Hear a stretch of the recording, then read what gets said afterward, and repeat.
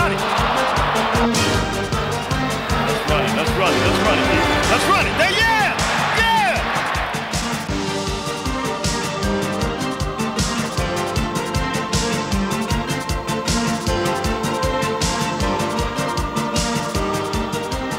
Give is to Tony, who slants to the outside, flips a tackle and takes it in.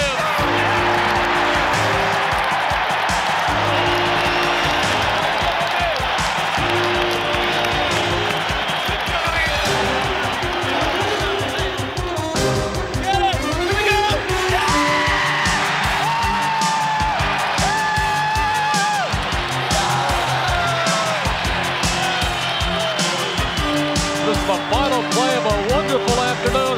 Fires and HAUPT in for the touchdown.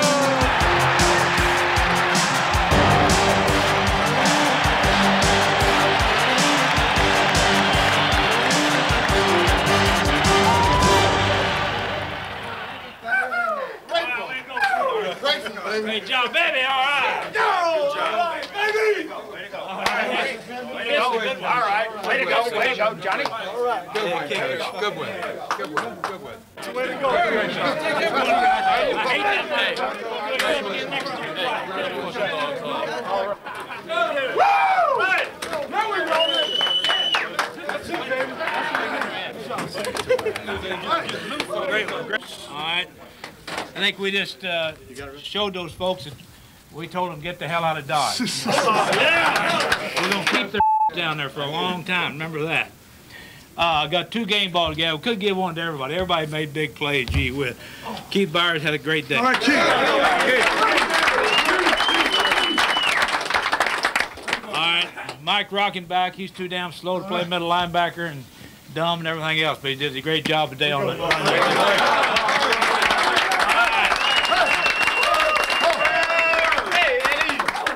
We got a ball for you. It's a great job.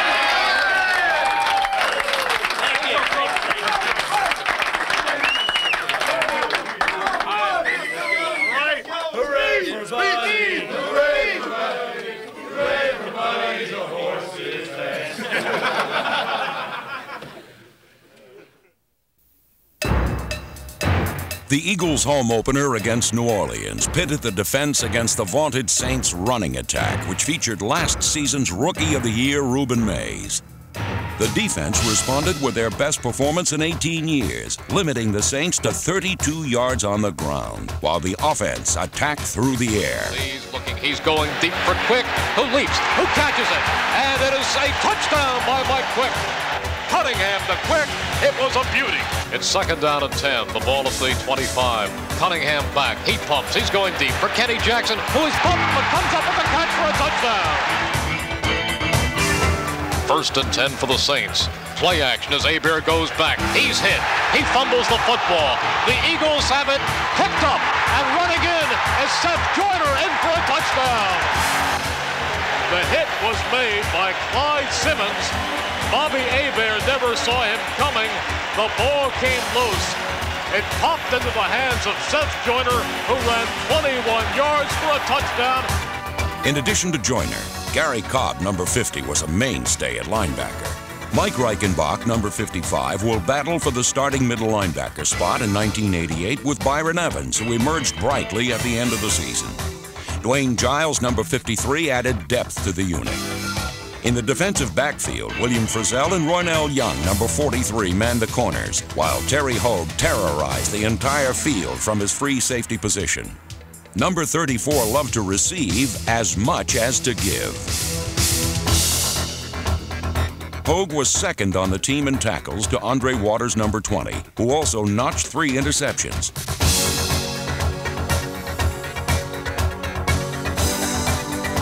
The Eagles remain hopeful that Wes Hopkins will return next year to stalk opposing quarterbacks and regain his all-pro form after a serious knee injury in 1986. The strength of the Eagles' defense lies up front in the line. Young and formidable, they've laid the foundation for the future success of the defense. Number 96, Clyde Simmons, quietly had his best season ever. He was solid against both the run and pass, while tallying 6 sacks, 2nd best on the team. Number 90, Mike Golick, clogged up the middle along with defensive tackle Mike Pitts, number 74. In 1987, the team's greatest improvement was in forcing turnovers, and Pitts led the opportunistic Eagles in fumbles recovered. Pitts, a 5-year veteran, and rookie Jerome Brown gave Philadelphia a double dose of #1 draft picks on the defensive line. He was my #1 choice for the draft as far as a defensive lineman concerned. Great quickness, he has good pass rush ability, and therefore I feel we're going to get a much better pass rush up the middle.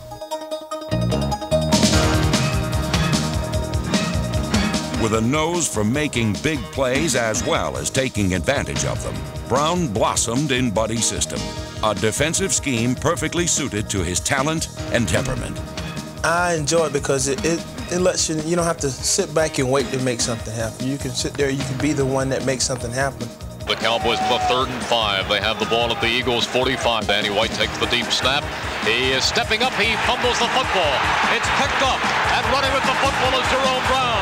35-30, 25-20. And Jerome Brown tackled inside the 15. In Week 8, the Eagles made their final visit to St. Louis a most memorable one. The defense shut down the explosive Cardinal attack for 3 quarters, keyed by Jerome Brown's 2 sacks. Andre Waters' 63-yard interception return enabled the Eagles to continually foil and frustrate the Cardinals. Such timely plays on defense were matched by the Eagles' fireworks on offense.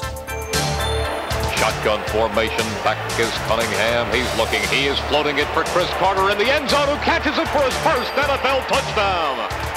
Randall Cunningham to Chris Carter, whose first reception is a touchdown. Backs in a set left as Cunningham fakes. He is rolling to the near side, still rolling, loading up. He's going deep. He wants Kenny Jackson, who races, has it at the 5. He's in for the touchdown. Cunningham to Jackson, the bomb. The 70-yard touchdown pass. But the Cardinals stormed back, and with less than 2 minutes remaining in the game, they took the lead. 1:50 to go. Now this one isn't over. Plenty of time for a football team that can get back into it. Randall Cunningham confidently marched the Eagles downfield, but they were haunted by memories of 1 year ago when Victory and GREGG Garrity came up 2 yards short. Last year, same thing happened both games. We beat them for 3.5 quarters, and then they came back, and just to get the second chance to do it again is I don't know what the odds are of that happening. 44 seconds to go. Cunningham back. He fires the pass. It is complete for a touchdown on the far side of the field as he has his man, GREGG Garrity, for a touchdown. Randall Cunningham showing tremendous maturity. The old Randall was a little on the immature side. I think the new Randall is a different guy who's respected and matured a lot more. In 1987, the Philadelphia Eagles boasted one of the league's most exciting offenses, and Randall Cunningham was the reason why. He's the man. It's his team to run now. He's a confident guy, and you can see the qualities that he has coming out of him. He has a better command of the offense. He has a better feel for everything that's happening. He has a better feel for what he can do against people. Boy, he can save your butt. He can save you. He can make you look like $1 million. I can get beat by my guy in a matter of a second. The guy can be around me and right on Randall, and Randall can sidestep him, and he's no longer a factor, and I'm out of the hole. He has really developed a good touch, and there have been several times, even on the run, where he's had to touch throw it or put it over somebody and in between people, and he's done an excellent job of that. Randall certainly gives us the flexibility that a lot of teams don't have, and he's making the right decisions right now on all the things that you'd like for him to do in his development. He's a gifted athlete, but he has worked very hard at being a good quarterback. Not only will he be able to drill you and beat you with the ball, he's going to beat you with his running ability. And when I dropped back to pass, my buddies gave me the outlet. Hey, look up the field. If those guys aren't open, don't hesitate to run. Go ahead and make something happen. I know that I have to do something on 3rd down. It might be 3rd and long. I know that I've got to get the ball down the field, and my instincts just carry over naturally. Cunningham on play action looks. Now he starts to take off. He is bouncing around, now takes off to the far side. He is faking and then ducking and then cutting across the 40 to the 45, and Randall with a 10-yard gain. I don't know how he did it, but somehow, miraculously, I think we're looking at Plastic Man. We've just seen a little bit of what Randall Cunningham is going to do. The potential that he has is scary. I'd hate to play against him. That's exactly how the world champion Washington Redskins felt when they had the misfortune of trying to keep up with Ramblin' Randall.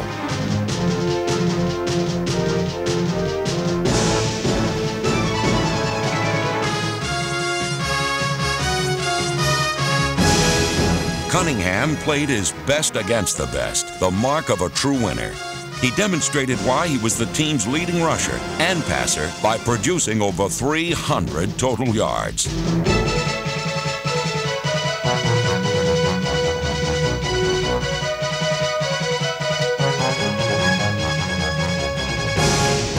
Cunningham with a marvelous pass down the far side of the field to Quick, so the Eagles take the lead.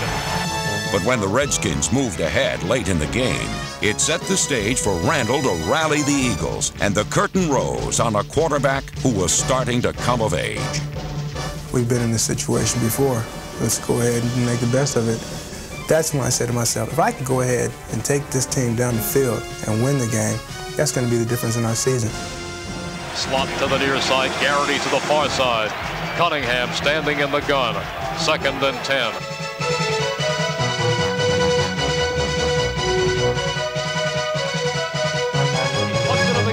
Going deep for Garrity, who catches it, and he has a touchdown! They've done it again! Randall Cunningham, whose wondrous athletic skills beat the world champions of professional football. He's the kind of guy, you throw the ball in his area, he'll get it. He's done some incredible things in catching the football. I remember one day we were in practice, and Randall threw Mike a pass, and Mike jumped up and snatched the ball down with one hand, and he just snatched it out the air, and everybody was saying, "Woo, woo." I think Mike Quick might be the biggest leader of them all because of his great performance. You know, every game he comes up with a big play, it leaves you, kind of in awe of some of the catches he makes. Mike Quick inspires respect from his teammates and fear in his opponents, who haven't figured out how to stop this 5-time Pro Bowl selection. Quick combined the grace of a ballet dancer with the moves of a track star.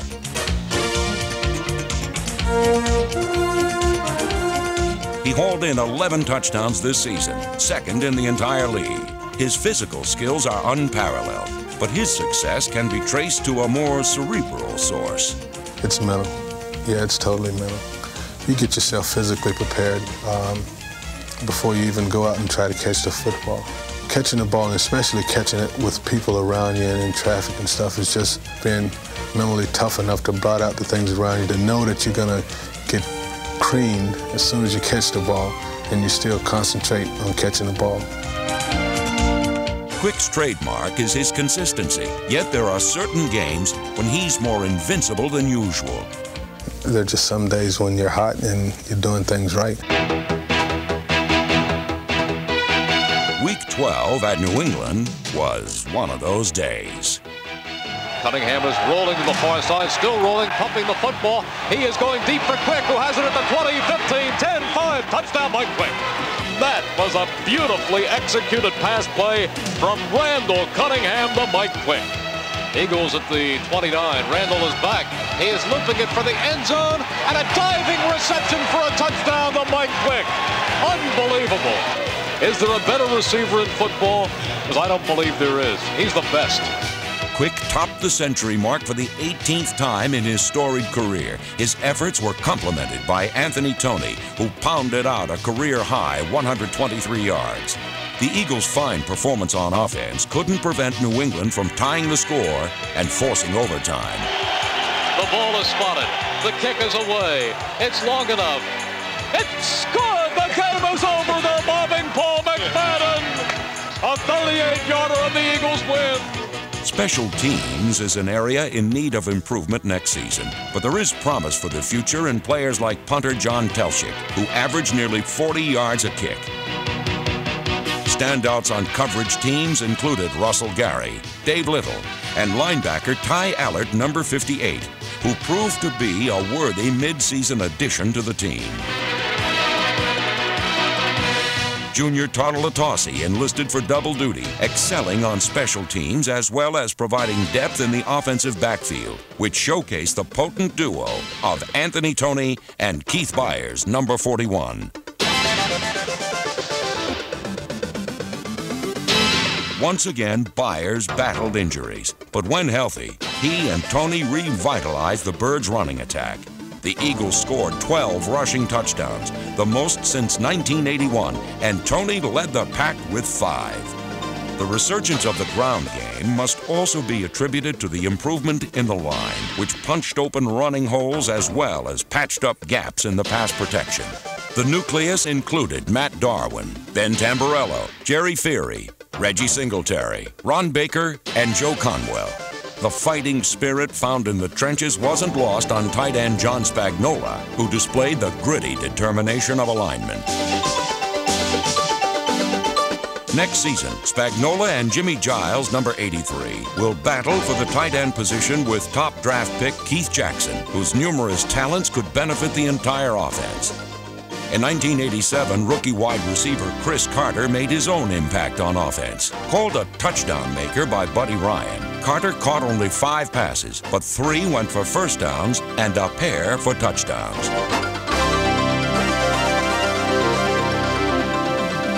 Against the Jets in Week 15, Carter and Mike Quick accounted for 3 scores. The offense was at its balanced best as the Eagles amassed a season-high 38 points in the decisive victory over New York. One challenge remained, and Buddy Ryan was determined that the 1987 season end on a winning note.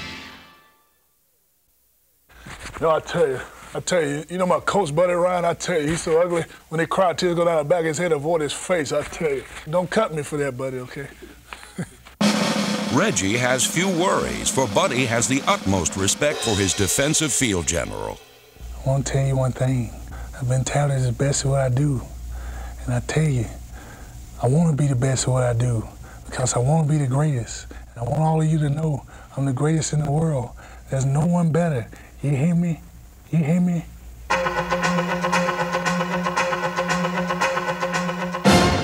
Back goes Doug Williams, head sacked back at the 30. Eagles pick up the football, running with it downfield, Reggie White. Reggie White comes up with the football and scores a touchdown. That was almost like magic. Reggie White has probably never run this far in his life. Reggie White was the NFL's true marathon man in 1987, collecting a career and league best 21 sacks. Muhammad Ali notwithstanding, White really does aspire to be the greatest. I want to be the best at what I do. Even though I came out with 21 sacks, I don't think this was one of my better years. Before I leave this game, I want to shatter the record. I want to get at least 30 or over 30 sacks. On the pass rush, I think my best asset is a bull rush. A lot of offensive linemen, they pride in not letting the guy run over them. But I've been able to do that in just about every game I've played.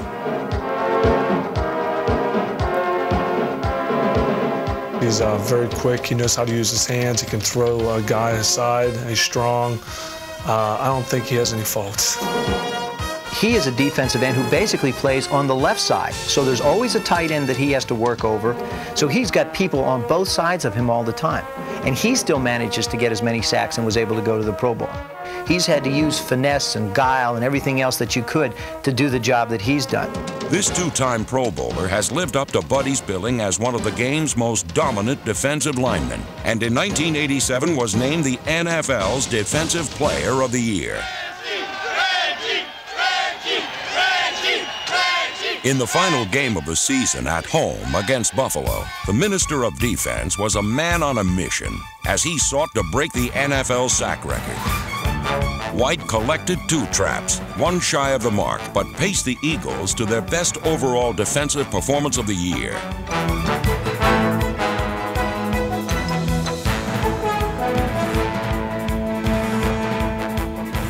What a game they're having against the Buffalo Bills here in the Vet. This has been a prize.